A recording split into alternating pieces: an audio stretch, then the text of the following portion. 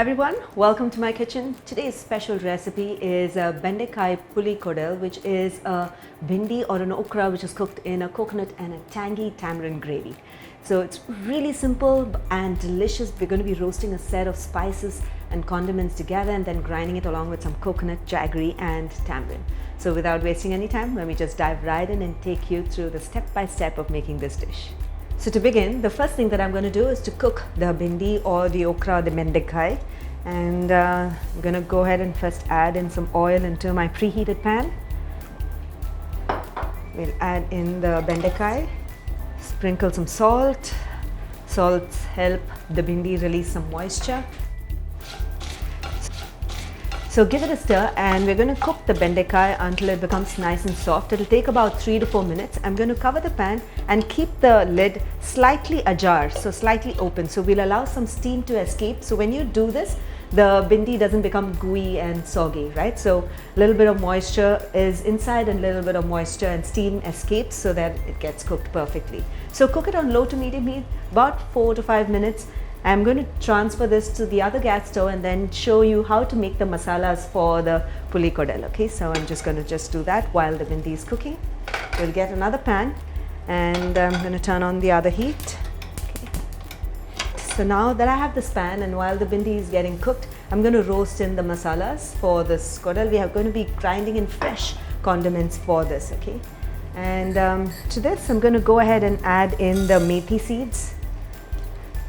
So we have some dry coriander seeds as well, cumin seeds and sesame seeds. We'll also add in the red chilies and we'll roast all of them for about 3 to 4 minutes on low to medium heat. Once you notice that the sesame and coriander starts popping and you start smelling the aromas coming through, then we know that it's well roasted. So after it gets roasted, I'm going to add in the garlic and the coconut and roast it for a few seconds as well. So the coriander and cumin are well roasted. I can start smelling the aromas coming through. At this stage, I'm going to go ahead and add in the garlic and also the coconut. And I'm going to roast the coconut for about a minute until you see that the color has changed. Get slightly browned and not too much. And after that, we're going to grind it along with some tamarind, jaggery and some water. Okay, so we'll just roast it for a few minutes. I love the smell of roasted coconuts. It tastes so good, and roasting fresh spices and adding it to a curry is brings in separate flavors altogether. So you must try roasting fresh spices as and when you're cooking, so it brings in great taste and flavor. Okay, so that's it. Notice that the color has started changing and it's getting roasted, and I can feel the coconut is also releasing in some oils and it's getting moist, and that's when you know that it's done and the color has changed as well. At this stage, I'm going to go ahead and turn off the heat and allow this to cool completely. It will take about 3 to 4 minutes to cool, and once it cools, we'll blend it into a smooth paste along with the tamarind.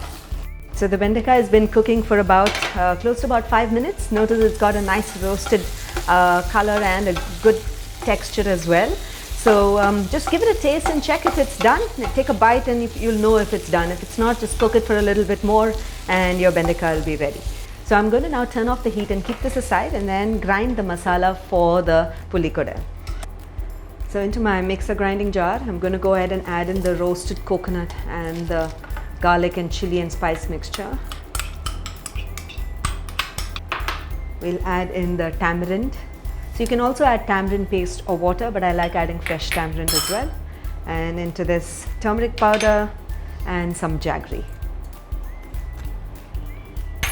We'll grind it along with some warm water and make a nice smooth paste.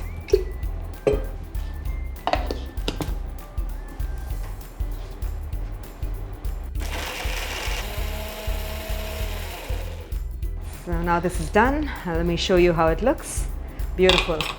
So we have a nice smooth paste over here, and this is exactly how we want it to be. And now all we have to do is to give it a tadka with some mustard seeds and hing, and then bring the koddel to a big boil. So I'm ready to bring all of the ingredients that we made together. So first is add some oil into the pan, into the preheated pan. I'm going to add in the mustard seeds and allow it to crackle. And to this, I'm going to add in the curry leaves. Tear up the curry leaves a bit because it brings in great taste when you actually tear the curry leaves. Okay, and then finally the red chilies as well. So roast it for a few seconds until the red chilies are well roasted for about 30 seconds.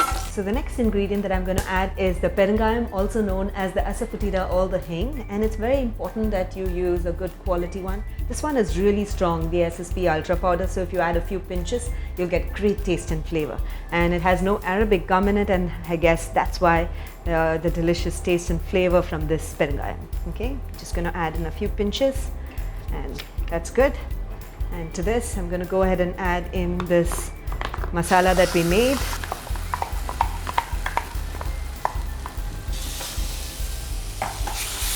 We'll add in some water to give it a nice curry-like consistency, and then we'll add in the roasted and the cooked bindi and give the puli koddel a good boil until for about 3 to 4 minutes until it thickens up and you get a nice curry and a gravy. Okay.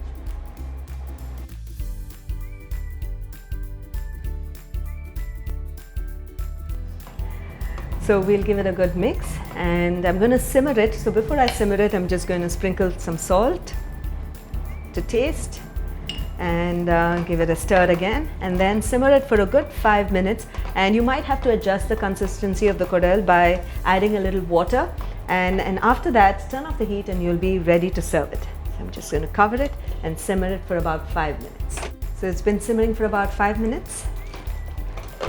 And it's done. It looks great. It's got a nice curry-like consistency. I added a little bit of water to adjust the consistency while it was simmering in between.